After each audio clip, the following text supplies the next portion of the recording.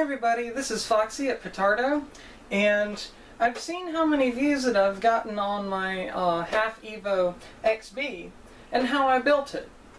And it's about time for an update. I've done a lot of things to this case, and I have a little story to tell about this case. The first thing I want to talk about with this case, the only one that was available at the time had the raised top, where the lid was raised and it had the spot for the fan.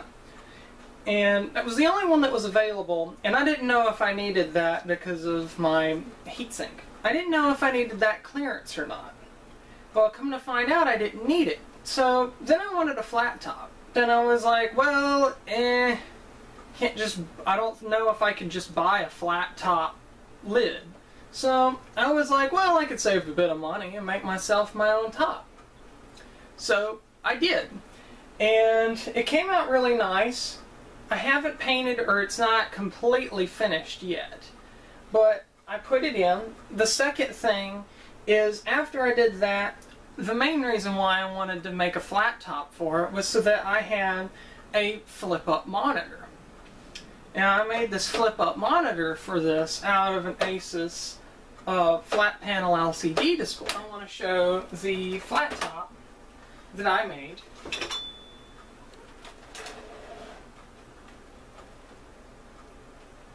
Oh, I can multitask here. Now, this flat top I made was actually a side panel off of an older PC that I cut to size. What I did was I marked how big the panel was, and then I went in with a metal cutter and I cut the hole. Now, when I cut this hole, what I planned for was this panel had lips on the inside that kind of come in to where you can clamp it into, it kind of clips and slides into the original case. So what I did was I cut the hole to where those same slots would clip into the original lid for this. Now, after I did that, I clamped it in place with C-clamps on the back of the panel and clamped it to a work table. Now, after that, I drilled holes every so often, and I pop riveted rivets into it to hold it all the way around, and it's rock solid.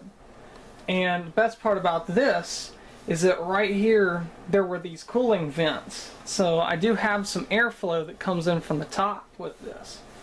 I do want to paint this to match the rest of the case, but I haven't had the time lately, so that's going to be delayed for a while. Now, on the other hand, I made this awesome flip-up monitor. Now, this I got from a friend. I got the monitor, and I took the base off of the monitor.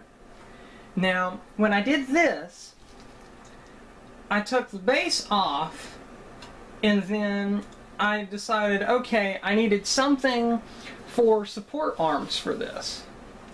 And I want to have it to where I can view this monitor a couple different ways. Well, these are friction lid supports. I got these at my local hardware store. Not that expensive at all. I got 2 of them, and I drilled on the top of the frame rail. I drilled 2 holes, and I put screws in. After that, I mounted it to the monitor. Here you can see where it's mounted to the frame rail.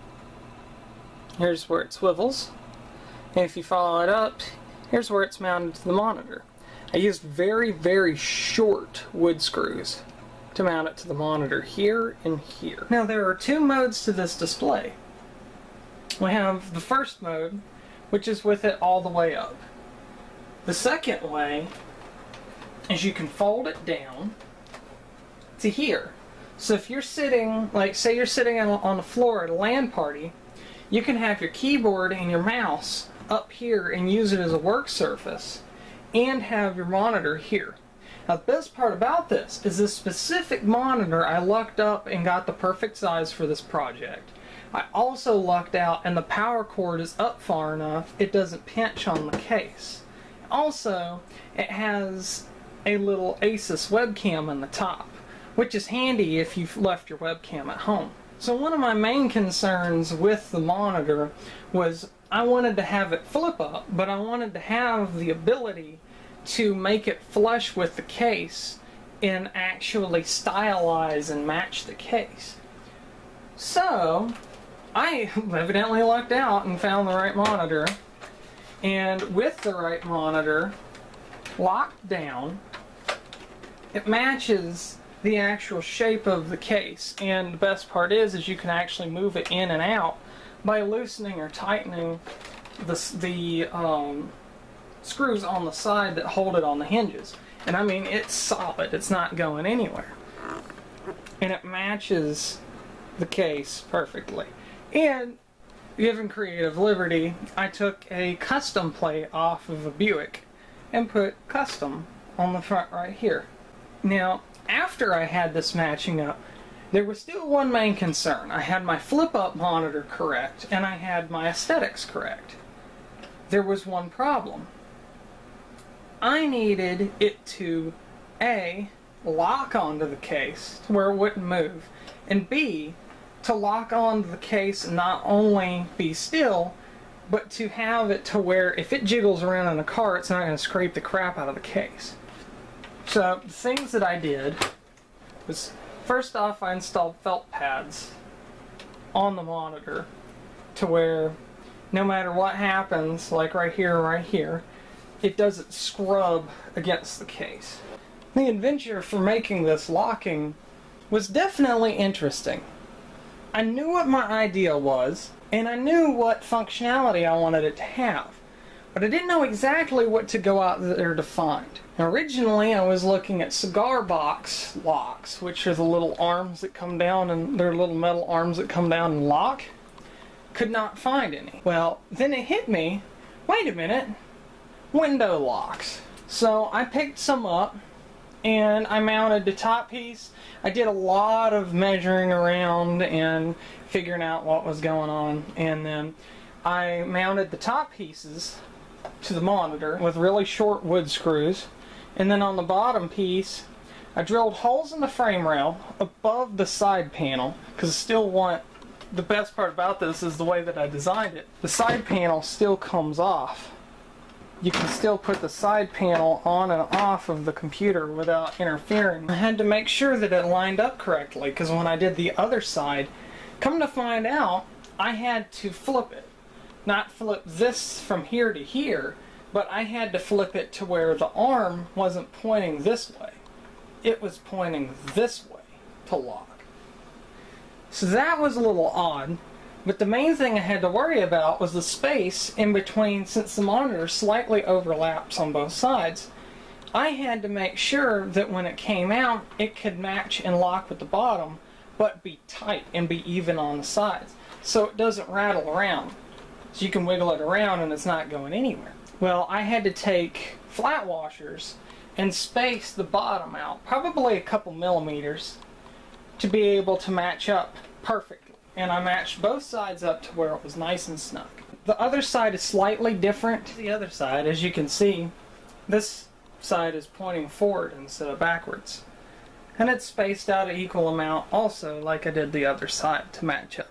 So there's absolutely no movement in the lock itself. And I'm sure you may ask, are there a couple more things that I want to do to this case? And the answer would be yes. Up here up top, I would like to mount a kind of a wire spindle to where the monitor wires, when you go to take it somewhere, you could just wrap the monitor wires around it and it can like tuck back here. The other thing is I do have a USB port over here that I wanted to make a housing for. It's a hub that I routed through the side panel. I just need to make a housing for that to where it can sit right there perfectly. I am going to take fingernail polish and highlight the buttons on the front of the case to where I can read them better for the microphone and the headphone jack, because you can't really read it that well. I had a d'Elegance badge right here, but it fell off during transit, so I'm gonna have to put that back on. I may put like a big V8V right here and on the front. But the story that I wanted to tell about this case is these cases are extremely durable, and I highly recommend this case. When we were in transit, we had this in the back of the truck, when we got to where we were going, the thing fell onto the floor and hit a potted plant. This damn thing busted the potted plant. I mean, it was in a bucket. Not a pot, it was in a bucket. It fell over and busted the top of the bucket. And everything inside of this was perfectly fine. And I had my keyboard and all my peripherals shoved into the case. That's another thing. This thing has enough storage inside of it. You can put your keyboard, mouse, all your wires, and microphone or whatever in here and not have to worry about it. Which, that's what was there.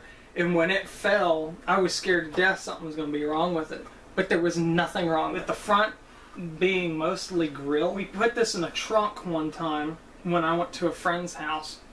And he had a Mustang. And when he closed the trunk down, it fit in the trunk fine. And the trunk closed fine. But when he closed the trunk down, it kind of dug into the front here. The best part about this is that if you ever have to repaint this, it's totally flat. So no matter what scratches you get on it, you don't have to worry about any curves or anything weird.